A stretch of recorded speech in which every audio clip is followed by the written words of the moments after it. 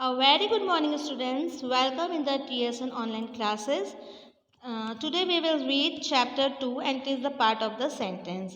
इससे पहले जो हमने चैप्टर पढ़ा था वो था कि सेंटेंस क्या होता है, सेंटेंस किसे कहते हैं। तो हमने पढ़ा था कि शब्दों का सार्थक समूह जिससे कि सार्थक अर्थ निकलता है उसे हम क्या कहते हैं, सेंटेंस कहते हैं। ठीक है, और उसके टाइप्स भी हमने पढ़े थे, 4 टाइप्स होते हैं। अब जो है उसमें यह है कि सेंटेंस यानी कि जो वाक्य होता है उसके कितने पार्ट्स होते हैं या वो सेंटेंस कैसे बनता है। तो वाक्य जो है वो 2 पार्ट से मिलकर बनता है, एक तो सब्जेक्ट और एक प्रेडिकेट, और उसी के बारे में आज अपने को पढ़ना है। Subject is that part of sentence about which something is said describe in the sentence. Subject sentence का वो पार्ट होता है जिसके बारे में कुछ कहा जाता है। A predicate is the part of sentence which says something about the subject. Predicate जो है वो सेंटेंस का वो पार्ट होता है जो कि सब्जेक्ट के बारे में हमें बताता है। तो मतलब सब्जेक्ट क्या हुआ, जिसके बारे में हम बातचीत कर रहे हैं, और प्रेडिकेट क्या हुआ कि उसके बारे में हम क्या बातचीत कर रहे हैं। ठीक है, जैसे कि एक पेड़ है उसमें फ्रूट्स लगे हुए हैं, तो हमारा सब्जेक्ट क्या हुआ, जिसके बारे में हम बातचीत कर रहे हैं वो पेड़ हुआ। ठीक है, अब उस पर क्या हो रहा है, फ्रूट्स लगे हुए हैं, तो ये क्या हुआ, प्रेडिकेट हुआ। अब देखिए इसमें कुछ सेंटेंस दिए गए हैं और कुछ एग्जाम्पल्स दिए गए हैं जिससे बताया गया है कि किस तरीके से हम सब्जेक्ट को पहचानें और किस तरीके से प्रेडिकेट को पहचानें। Ashok sings a song, Ashok एक गाना गाता है। तो देखिए किसके बारे में बातचीत हो रही है, अशोक के बारे में बातचीत हो रही है, और वो क्या कर रहा है, सिंग्स अ सॉन्ग, गाना गा रहा है। तो किसके बारे में बातचीत हो रही है, अशोक, तो वो क्या हो गया, सब्जेक्ट हो गया, हिंदी में कर्ता हो गया। सिंग्स अ सॉन्ग, गाना गा रहा है, वो क्या हो गया, प्रेडिकेट हो गया। The little boy is playing in the garden, छोटा बच्चा जो है गार्डन में खेल रहा है। द लिटिल बॉय क्या हो गया, सब्जेक्ट हो गया, क्योंकि वो उस काम को कर रहा है, उसी के बारे में बातचीत हो रही है। Is playing in the garden, और वो गार्डन में खेल रहा है, उसके बारे में ये बातचीत हो रही है, यानी कि उसका कर्म ये है, तो ये क्या हो गया, प्रेडिकेट हो गया। ठीक है, सेंटेंस में यदि हम हिंदी में कहें तो वाक्य के 2 भाग हो गए, एक भाग हो गया कर्ता और एक हो गया कर्म। कर्ता वो होता है जिसके बारे में हम बातचीत कर रहे हैं, और कर्म की वो जो काम कर रहा है। जैसे थर्ड एग्जाम्पल है, द डांसर डांस्ड, डांसर जो है वो डांस कर रही है। तो भाई किसके बारे में बातचीत हो रही है, डांसर के बारे में बातचीत हो रही है। तो डांसर क्या हो गई, सब्जेक्ट हो गई। अब वो क्या कर रही है, डांस कर रही है, तो ये क्या हो गया, उसका कर्म हो गया, तो ये क्या हो गया, प्रेडिकेट हो गया। The horse ran very fast, घोड़ा बहुत तेज दौड़ता है। तो इसमें किसके बारे में बातचीत हो रही है, हॉर्स के बारे में हो गई, तो वो क्या हो गया, सब्जेक्ट हो गया। अब उसके बारे में क्या बातचीत हो रही है, रैन वेरी फास्ट, वो बहुत तेज दौड़ता है।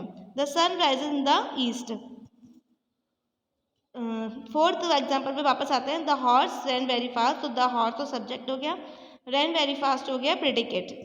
The sun rises in the east, सूर्य जो है वो पूर्व में उगता है।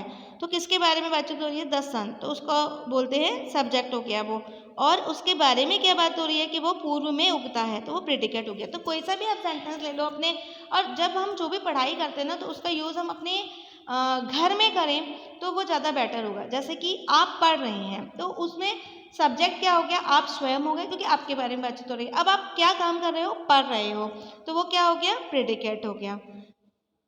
पढ़ाई ऐसी चीज़ है जिसको हम रटेंगे तो वो बिल्कुल समझ में नहीं आएगी, लेकिन यदि हमने उसको एक बार अच्छे से समझ कर जान लिया, रटने की बिल्कुल कोशिश नहीं करनी है, समझ कर जान लिया तो वो ज़िंदगी भर के लिए हमारे साथ हो जाएगी। ठीक है, तो जो भी हम सीख रहे हैं, पढ़ रहे हैं, उसको हमको अपने डेली लाइफ में यूज़ करना चाहिए, तो फिर वो हमको कभी ज़िंदगी में कभी भूलेगी नहीं और उसको कभी याद करने की ज़रूरत भी नहीं पड़ेगी। आगे चलते हैं। The words under column A R called the subject. It's can B person, a place, thing और एन आइडिया। तो कॉलम ए में हमने क्या क्या पढ़ा, अशोक सिंग्स अ सॉन्ग, तो उसमें अशोक क्या था, सब्जेक्ट था। The little boy is playing garden, तो लिटिल बॉय सब्जेक्ट था। The dancer, the horse, the sun, ये सारे सब्जेक्ट हैं। क्यों है ये सारे सब्जेक्ट, क्योंकि हम इनके बारे में बातचीत कर रहे हैं, है ना। तो ये सब क्या कहलाएंगे, सब्जेक्ट कहलाएंगे, या फिर हिंदी में कर्ता कहलाएंगे। The words under column B are called the predicate. Its can be single word और अ नंबर ऑफ वर्ड्स। तो जो कॉलम बी है यानी कि सब्जेक्ट के बारे में जो बातचीत की जा रही है, यानी कि जो भी उसका कर्म है कि वो सब्जेक्ट क्या काम कर रहा है, वो सब प्रेडिकेट है। Sings a song, is playing in the garden, dance, run very fast, rises in the east, तो ये सारी चीज़ें क्या है, प्रेडिकेट है। अब प्रेडिकेट जो है वो क्या होता है, सिंगल वर्ड में भी हो सकता है और नंबर ऑफ वर्ड्स में भी हो सकता है। इसी तरह से सब्जेक्ट भी हो सकता है। भाई सब्जेक्ट कर्ता कोई एक भी हो सकता है और कई कर्ता बहुत सारे भी हो सकते हैं। ठीक है, all sentence can be divided into two parts. पूरा जो सेंटेंस है उसको टू पार्ट्स में हमने बांटा। कौन कौन से पार्ट? सब्जेक्ट और प्रेडिकेट। हिंदी में बोलेंगे कि वाक्य को हमने दो भागों में विभाजित किया, कर्ता और कर्म। Note, is am are will always in predicate column, और इज एम आर जो है वो हमेशा प्रेडिकेट कॉलम में आएंगे, यानी कि जो हेल्पिंग वर्ब है वो किस में आएगी? प्रेडिकेट कॉलम में ना। अब इसके बाद एक्सरसाइज वो मैं थोड़ा सा समझा देती हूँ। मल्टीपल चॉइस क्वेश्चन है इसमें। एवरी सेंटेंस है डैश पार्ट। हर सेंटेंस के कितने पार्ट होते हैं? टू। तो इसका आंसर है A. Sentence can be divided into dash parts. Sentence को कितने पार्ट में बांटा जा सकता है? सब्जेक्ट में, प्रेडिकेट में या बोथ? तो इसका आंसर होगा सी, बोथ। सब्जेक्ट और प्रेडिकेट दोनों इसके पार्ट्स हैं, तो इसका आंसर होगा सी। ठीक है, फिर उसके बाद divide each of the following sentence into subject and predicate. इसमें एक सेंटेंस दिया गया है, उसको आपको सब्जेक्ट और प्रेडिकेट में बांटना है। तो अलाइज ब्रॉट टू पिक्चर्स, तो मैंने आपको बताया था सब्जेक्ट कौन होता है? जिसके बारे में हम बातचीत करते हैं। तो इसमें अलाइज हो गया, बाकी का जो सेंटेंस हो गया ब्रॉट टू पिक्चर्स, ये क्या हो गया? प्रेडिकेट हो गया।